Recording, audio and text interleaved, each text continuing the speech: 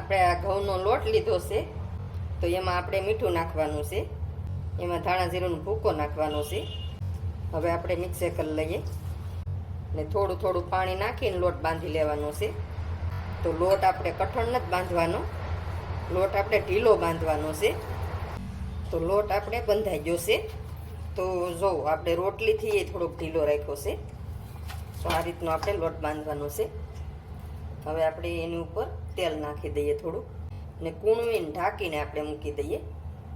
થોડીક વાર આપણે ઢાંકીને મૂકી દેવાનું છે એટલે સારો કૂણવાઈ જાય.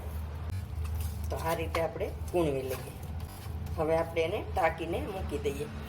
આ બાફેલા બટેટા લીધા છે ને એને આપણે ફ્રીજમાં મૂકી દીધા હતા થોડીક વાર એટલે ઠરી જાય. ને ફ્રીજ ન હોય તો એમને બહાર ખુલ્લા મૂકી દેવાના એટલે ઠરી જવા દેવાના પહેલાં. તો હવે આપણે એની સાલું સડી લઈએ. આ રીતે બટેટા આપણે ખોલી લીધા છે. તો હવે આપણે આ રીતે રસ કરી લઈએ. આવું કાંઈ ન હોય તો હાથે કરીને આપણે ભાંગી લેવાના, સારી રીતે મિક્સ કરી લેવાના છે આ રીતે. ને બટેટું કડક ન હોવું જોઈએ, ગળી જવા દેવાના. હા, હવે એમાં હળદર નાખવાની છે, થોડી હિંગ નાખવાની છે, ધાણા જીરુંનો ભૂકો નાખવાનો છે, સ્વાદ પ્રમાણે મીઠું નાખવાનું છે, લાલ મરચું નાખવાનું છે, આ હેકેલા જીરાનો પાવડર છે એ નાખવાનો છે, આ મેગી મસાલો છે તો આપણે એ નાખવાનો છે, થોડો લીલા ધાણા નાખવાના છે, ઝીણા સુધાર નાખવાના છે હાવ ને પછી નાખવાના છે. ને આ તીખી ચટણી છે તો એ થોડીક નાખવાની છે.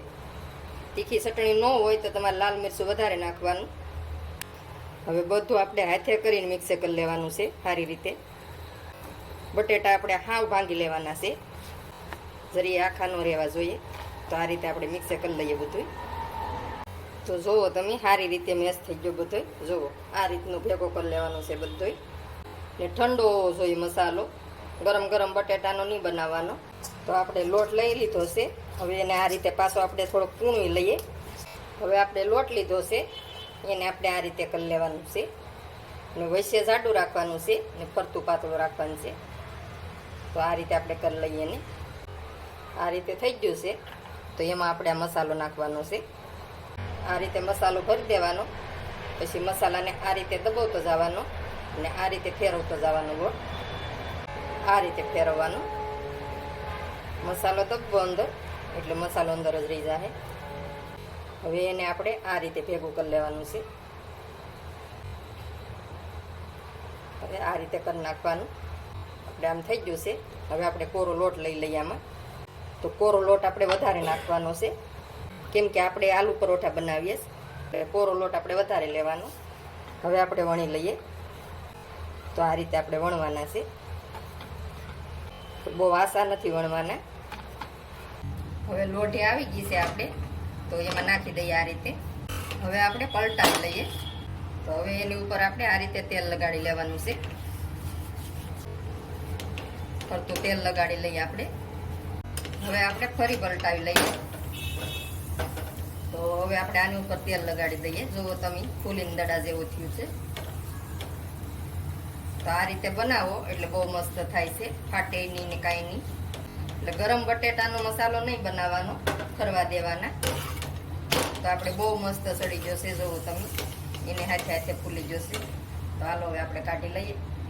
તો સડી જશે પરોઠો મસ્તીનો. તો હાલો હવે આપણે બધાય પરોઠા આ રીતે આપણે સેડવી લઈએ. તો હું તમને ખોલીને બતાવી દઉં. બહુ ગરમ છે.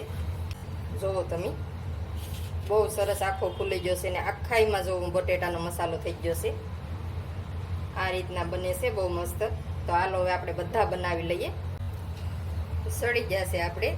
જો બીજોય બની જશે, બની જશે આલુ પરોઠા. તો બહુ સરસ બને છે. આ રીતે બનાવો એટલે તમારે ફાટશે નહીં ને બહુ મસ્ત બનશે.